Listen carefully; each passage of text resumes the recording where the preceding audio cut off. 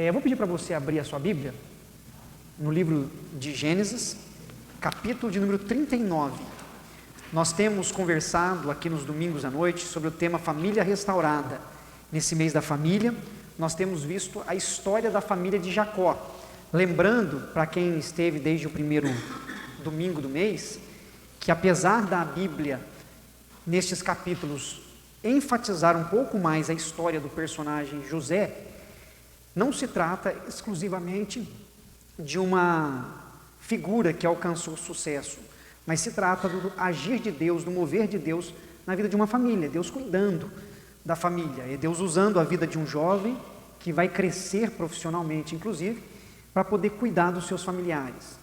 Então eu queria hoje dar continuidade à nossa reflexão no capítulo 39 do livro de Gênesis e ver com você as ações de José como um servo de Deus, para que nós possamos também viver dessa forma dentro do nosso lar. Nós vamos ler alguns versículos do capítulo 39, 40, 41, 42, à medida que nós formos refletindo, tá bom? Então deixa a sua Bíblia aberta, fica com ela aí no seu colo, para que você possa acompanhar as leituras e assim refletir juntamente comigo nessa palavra. Capítulo 39, versículo 2 ao 4. O Senhor era com José, que veio a ser homem próspero, e estava na casa de seu senhor egípcio. Vendo Potifar que o Senhor era com ele, e que tudo o que ele fazia, o Senhor prosperava em suas mãos, logrou José mercê perante ele, a quem servia. E ele o pôs por mordomo de sua casa, e lhe passou às mãos tudo o que tinha. Nós conhecemos bem a história de José, e aqui nós temos um relato do que aconteceu em seguida, logo depois de José ter sido vendido pelos irmãos à caravana de amalequitas, e chegando a caravana ao Egito, ele ser vendido como escravo para Potifar. José, ele é levado por Potifar para trabalhar, tanto na casa quanto no campo. Isto porque, como o próprio texto bíblico pôs, José se tornou um homem muito próspero, ou seja, tudo que José fazia, Deus abençoava e abençoava muito. E Potifar percebeu isso, Potifar se atentou para isso, Potifar viu que José era um homem muito abençoado, era um homem próspero. Prosperidade não se resume ao conceito de adquirir riquezas, porque você pode acumular bens, mas você pode não ter uma boa saúde. Você pode acumular recursos financeiros, mas você pode não ter bons relacionamentos. O termo prosperidade, ele vai além do enriquecimento financeiro. Prosperidade é a vida como um todo, é você ser pleno, satisfeito em todas as áreas, mesmo tendo suas dificuldades, suas lutas, que é natural da natureza humana caída, obviamente, mas é alguém que em todas as coisas ao seu redor vê a poderosa mão de Deus, vê o cuidado de Deus, vê a proteção de Deus, vê a provisão de Deus, vê o amparo de Deus. E José era um homem assim, José era um homem próspero, um homem abençoado. Tudo quanto José colocava às suas mãos, aonde José estava, ele era instrumento da graça de Deus, ele era instrumento de bênção do Senhor. E José então chegou na casa do Potifar e através do seu trabalho viu Potifar que tudo era abençoado. Quando nós vamos para o capítulo 41, no versículo 40 e 41, nós veremos que José não era só abençoado quando estava na casa de Potifar, mas também foi um homem muito abençoado quando administrou todas as coisas no Egito. No capítulo de número 41, verso 40 e 41, o texto bíblico diz assim: administrarás a minha casa, isso é o faraó falando, e a tua palavra obedecerá a todo o meu povo, somente no trono eu serei maior do que tu. Disse mais Faraó a José: vês que te faço autoridade sobre toda a terra do Egito. José, tanto na casa de Potifar, quanto na cadeia a qual ele foi lançado, quando foi acusado pela esposa de Potifar de assédio, quanto na administração do Egito, ele era um homem próspero, ele era um homem abençoado. Ele era alguém que fazia o que fazia e reconhecia algo que o texto bíblico, o primeiro que nós lemos, diz de maneira muito clara: Deus era com José. Essa expressão, que se repete várias vezes na história de vida de José, não é só marcante, mas é muito importante, porque José era um homem abençoado porque Deus estava presente na sua vida, porque Deus cuidava e tratava dele. José, ele gozava como um homem de uma carreira profissional muito boa, ele era extremamente competente. Nos versículos 46 a 49 do capítulo 41, que nós estamos abertos ainda, diz assim o texto, olha só, a continuidade aí do capítulo de número 41, mas agora o verso 46. Era José da idade de 30 anos, quando se apresentou a Faraó, rei do Egito, e andou por toda a terra do Egito. Nos 7 anos de fartura, a terra produziu abundantemente, e ajuntou José todo o mantimento que houve na terra do Egito durante os 7 anos e o guardou na cidade. O mantimento do campo ao redor de cada cidade foi guardado na mesma cidade. Assim ajuntou José muitíssimo cereal, como a areia do mar, até perder a conta, porque ia além das medidas. José era alguém que tinha uma capacidade de gerenciar, de administrar, formidável. Ele sabia como realizar as coisas, ele tinha aptidão para fazer negócios, ele sabia o melhor momento, ele sabia a melhor estratégia, e ele usou tudo isso para poder estocar alimento, porque ele sabia que viria um tempo difícil na terra do Egito. E ele usou o dom que Deus lhe deu para poder ajudar tanto a terra do Egito, quanto os povos vizinhos que passariam por necessidade, que passariam por dificuldade nesse período crítico. José estava prosseguindo na sua vida. Era um homem abençoado, era um homem próspero, era um homem competente profissionalmente, era alguém em que a sua vida estava prosseguindo. Mesmo tendo sofrido a violência dos irmãos na sua adolescência, porque ele tinha 17 anos quando foi vendido, e ter sofrido alguns anos na cadeia por ter sido acusado, nós vemos a vida de José tomando rumo, as coisas se encaixando. Sabe quando você olha assim e fala assim, nossa, graças a Deus as coisas estão dando certo? Porque tem hora que a gente olha e fala assim, meu Deus do céu, tem misericórdia porque está dando tudo errado, né? Só que nesse momento estava dando tudo certo, as coisas estavam caminhando. Só que apesar das coisas estarem caminhando no ambiente profissional, na vida profissional de José, na questão familiar ainda havia muitas coisas a serem tratadas, a serem curadas, a serem restauradas. E é por isso que a história trata da família e não só do desempenho profissional, do crescimento econômico de um indivíduo. Quando as coisas estão caminhando bem, José se casa. E ao se casar, Deus o abençoa com 2 filhos, Manassés e Efraim. Versículo 50 do capítulo 41, olha aí. Quando ele tem os 2 filhos, se casa. Eu vou ler os 50 para você poder recordar do casamento de José. Antes de chegar à fome, nasceram 2 filhos a José, os quais lhe deu Azenate, filha de Potífera, sacerdote de On. José, ao primeiro, chamou de Manassés, pois disse, Deus me fez esquecer de todos os meus trabalhos e de toda a casa de meu pai. Ao segundo, chamou-lhe Efraim, pois disse, Deus me fez próspero na terra da minha aflição. Quando as coisas profissionalmente haviam se encaixado na vida de José, ainda havia algumas coisas que precisavam ser trabalhadas, e entre elas era o seu coração em relação à sua família.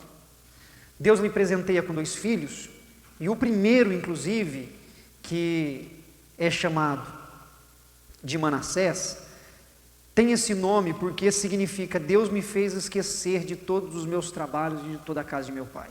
O que José está dizendo aqui é que ele aprendeu, no decorrer de todos esses anos, a conviver com o sofrimento pelo qual ele passou na casa do seu pai junto aos seus irmãos. Quando ele diz, Deus me fez esquecer dos meus trabalhos, o trabalho aqui não é o serviço tão somente, mas é as batalhas, as dificuldades, as lutas, aquilo que exige o nosso suor. Quando ele diz, Deus me fez esquecer do meu trabalho da casa do meu pai, não é que ele se esqueceu e não lembrava mais, mas ele estava dizendo, Deus tratou das feridas do meu coração. que envolve os relacionamentos com os meus irmãos na casa do meu pai. Porque as feridas, as mágoas, as dores, as ofensas, elas causam feridas profundas no coração daquele que é machucado. E José não é diferente, José é um homem. E José sofreu. José sofreu com a rejeição, José sofreu com a discriminação, José sofreu com a injustiça, José sofreu com a inveja, com os ciúmes, todas essas coisas que estavam presentes na vida dos seus irmãos.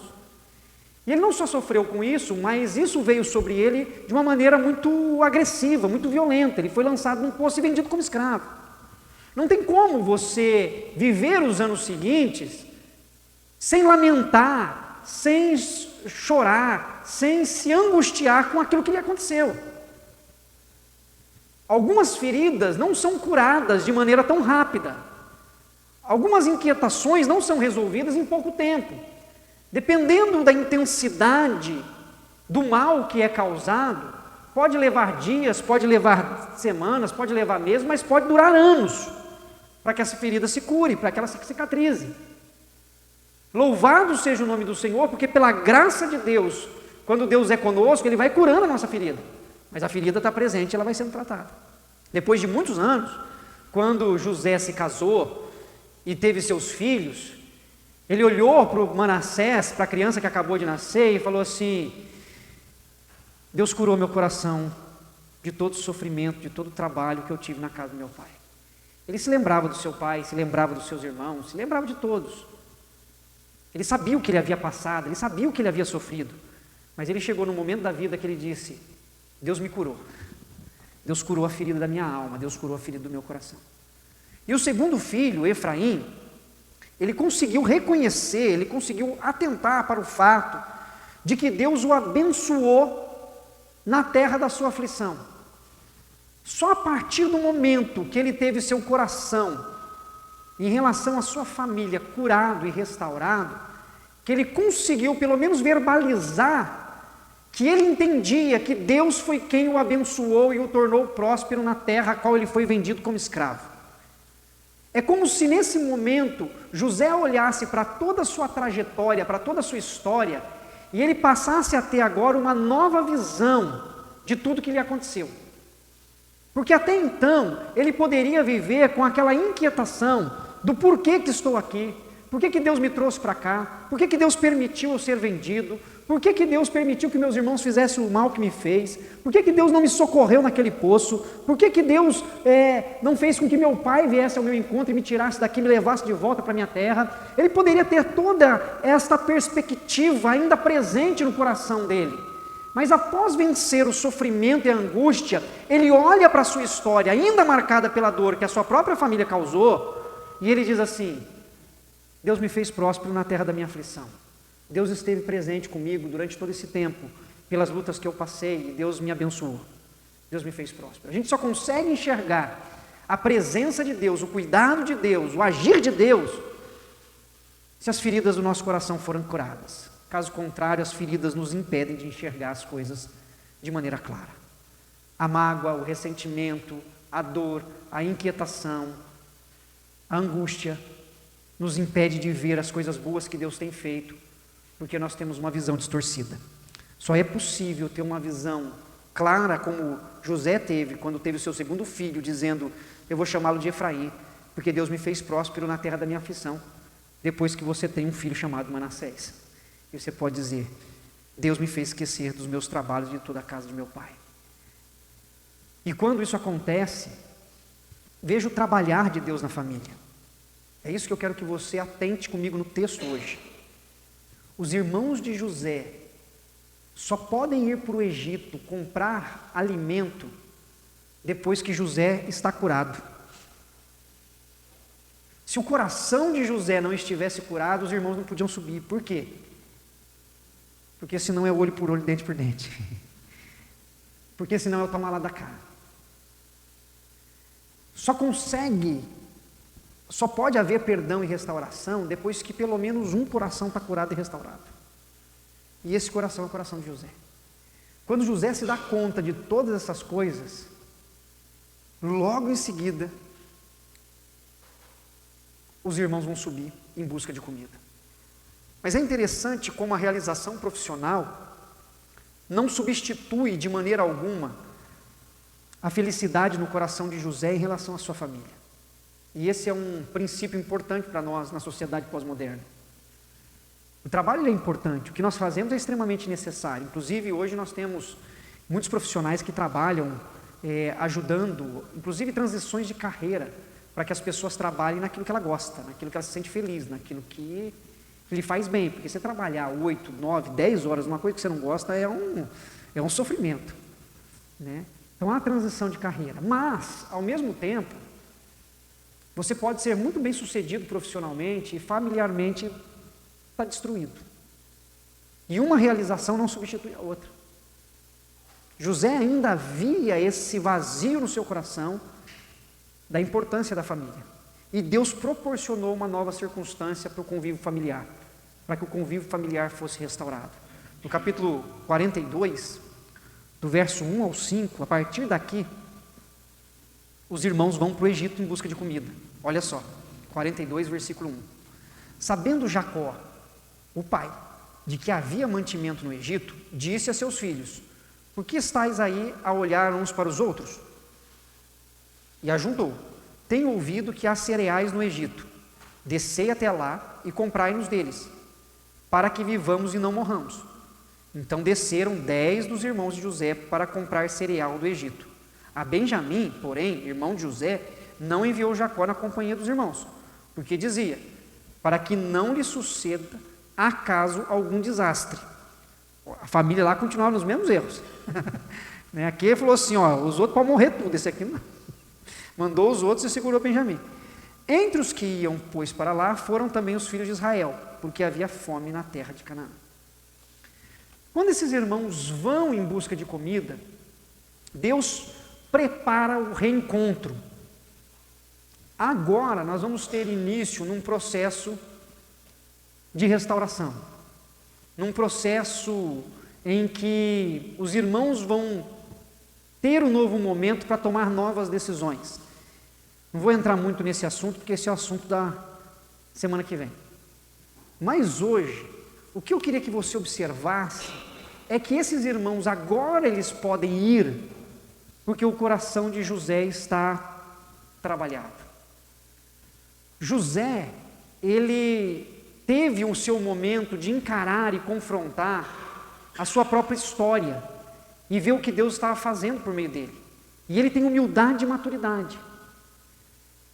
É preciso humildade e maturidade para que nós possamos ser instrumentos de graça no meio da nossa família. José vai se pôr aqui como um terapeuta espiritual, como um líder espiritual, como alguém que vai procurar lidar com toda essa circunstância. No versículo 7 e 8 do capítulo 42, nós vamos ver o seguinte, capítulo 7 e 8 do capítulo 42. Quando os irmãos chegam no Egito em busca de comida, tudo, vendo José, seus irmãos, reconheceu-os, porém não se deu a conhecer e lhes falou asperamente e lhes perguntou: de onde vindes? Responderam: da terra de Canaã, para comprar mantimento. José reconheceu os irmãos, porém eles não o reconheceram. José reconhece os seus irmãos e seus irmãos não o reconhecem. Por que essa trama toda? Por que isso acontece? Porque vai ter um processo repetitivo de ver o que os irmãos farão agora numa situação semelhante àquela que aconteceu há muitos anos atrás. Contudo, hoje, o que eu queria que você focasse é em como está o teu coração dentro das crises familiares que você enfrenta. Para Deus restaurar relacionamentos, é preciso que um coração esteja submisso e quebrantado diante do Senhor. É preciso que uma pessoa se coloque diante do Senhor dos Senhores, do Rei dos Reis, de Cristo Jesus, o nosso Senhor, e viva o Evangelho dentro dos relacionamentos familiares. Existem formas para que o relacionamento seja curado, restaurado e perdoado. Mas o caminho é o caminho de submissão ao Evangelho de Jesus e viver aquilo que Jesus nos ensinou. Mas para isso o coração precisa estar trabalhado. Para isso precisa haver perdão. Para isso precisa haver cura. Para isso precisamos dizer como José: Deus tratou das feridas da minha alma. Deus me fez esquecer dos sofrimentos do trabalho na casa de meu pai. Deus me fez próspero na terra da minha aflição. Porque enquanto nós estamos vendo o lugar onde está, o meio que a gente está inserido, como um lugar de sofrimento, de dificuldade, de luta, em que nós não vemos propósito e nós questionamos o que Deus está fazendo, ainda não estamos totalmente trabalhados para poder iniciar um processo de cura e restauração. Eu assisti um filme, junto com a Dani na Netflix, um filme cristão, até sugiro se você não assistiu, ele chama Eu Posso Imaginar. O filme está em inglês, o nome dele está em inglês na Netflix, I Can Imagine.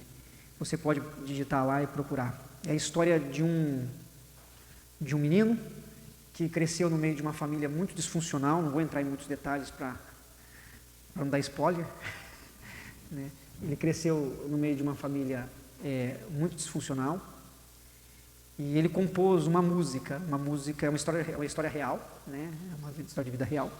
Ele compôs uma das músicas que se tornou uma das mais ouvidas nos Estados Unidos.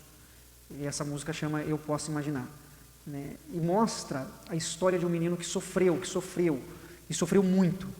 Só que para que Deus fizesse o que precisava ser feito no coração dele, ele precisava perdoar tudo aquilo que aconteceu na sua trajetória de vida, todas as marcas que ele causou. E ele é submetido a esse processo de cura, de restauração. Então, se você puder, assistam, você vai ver que é um filme muito impactante, até porque se trata de uma história de vida real, né? Uma história real, não é uma ficção. E nós sabemos que a única forma de sermos instrumento de bênção é deixando Deus tratar do nosso coração. E José estava agora preparado para esse novo momento. As novas circunstâncias exigem tratamento de coisas passadas para serem resolvidas. Olha o versículo 13. Os irmãos disseram para José: nós, teus servos, só que eles não sabiam que era José ainda, somos 12 irmãos, filhos de um homem na terra de Canaã.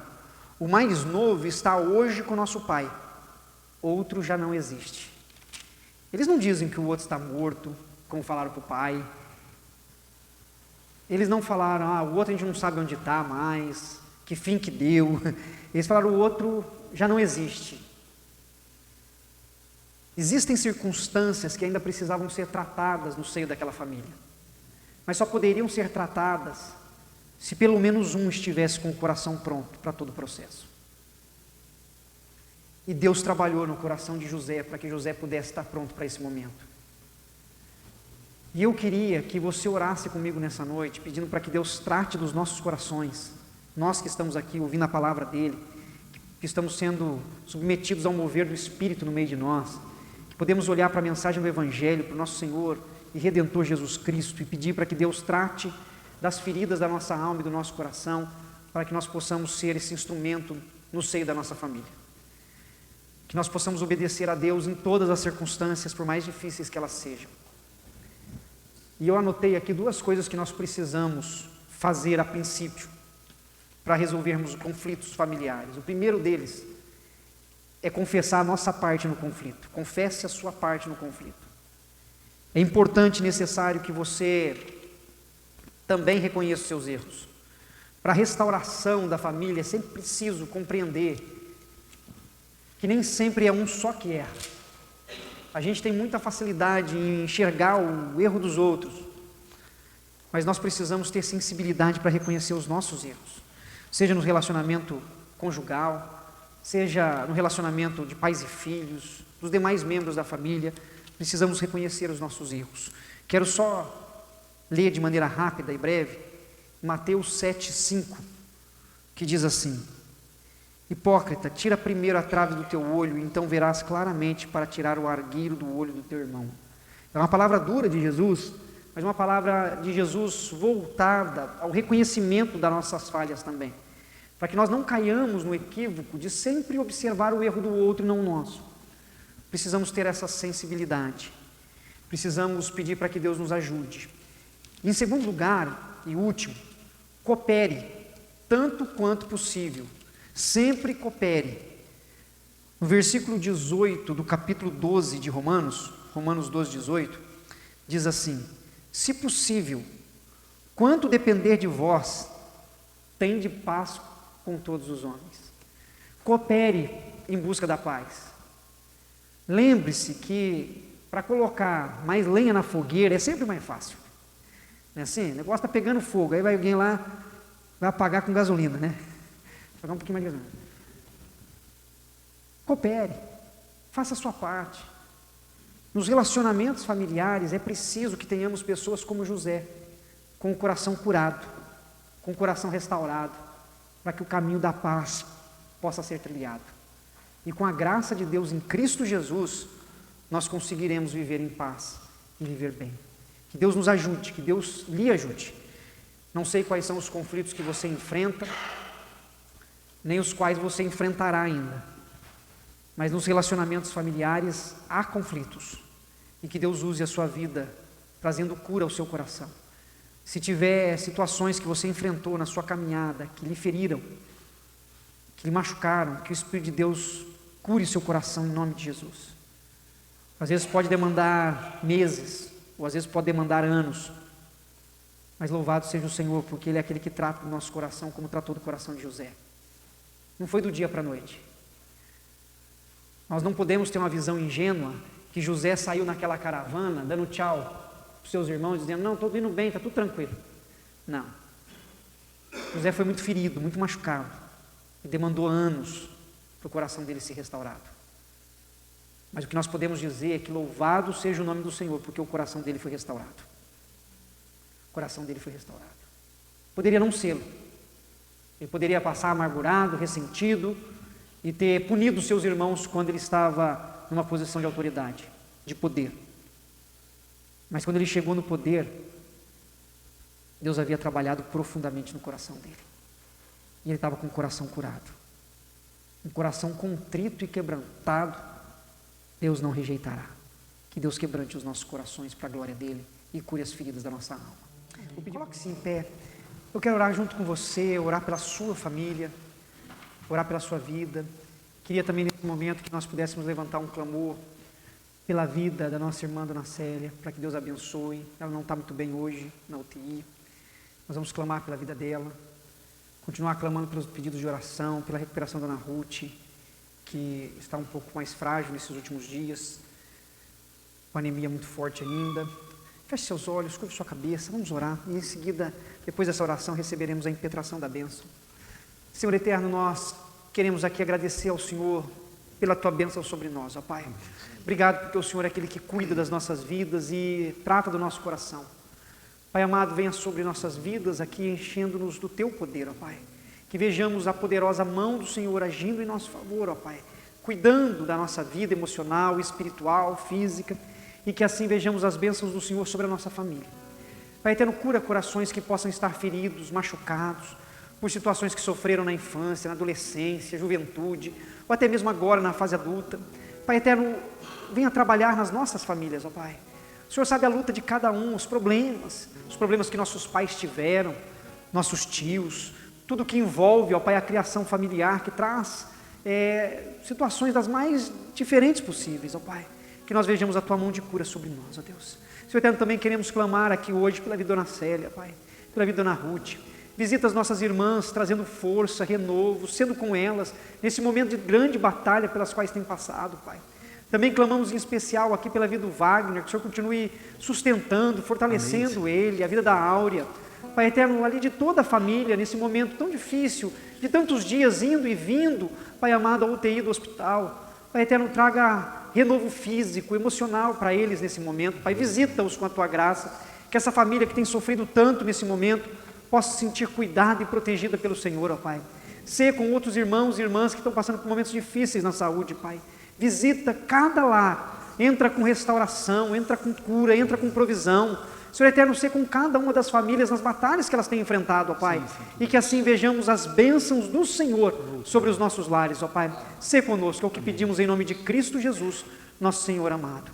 Irmãos e irmãs, que a graça do nosso Senhor e Salvador Jesus Cristo, o amor de Deus, o nosso eterno e tão bondoso Pai, a comunhão e a consolação do Espírito Santo de Deus, seja sobre todos vós, sobre todo o povo de Deus espalhado sobre a face da terra, não somente hoje, mas pelos séculos dos séculos. Amém. Amém. Amém. Que Deus abençoe a